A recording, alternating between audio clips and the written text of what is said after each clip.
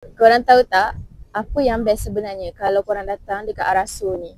Sebenarnya kalau nak cakap pasal makanan, benda ni adalah subjektif. Korang pergi mana-mana tempat pun akan nampak banyak aje makanan. Tapi kenapa orang suka datang dekat sini?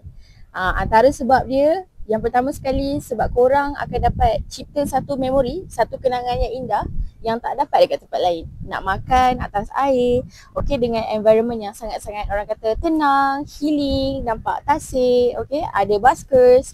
Datang pula dengan family, datang pula dengan kawan-kawan yang dah lama tak jumpa, yang dah lama tak berkumpul. So dekat sini sebenarnya tujuan kita adalah untuk korang experience benda ni dan menjadikan sebagai satu kenangan yang manis untuk korang simpan.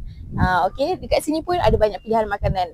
So sambil-sambil korang beramah mesra, okay, merapatkan lagi silaturahim dengan korang punya ahli keluarga ataupun kawan-kawan, dapat juga makan best-best dengan pengalaman yang tak dapat dilupakan, makan atas air di tepi tasik.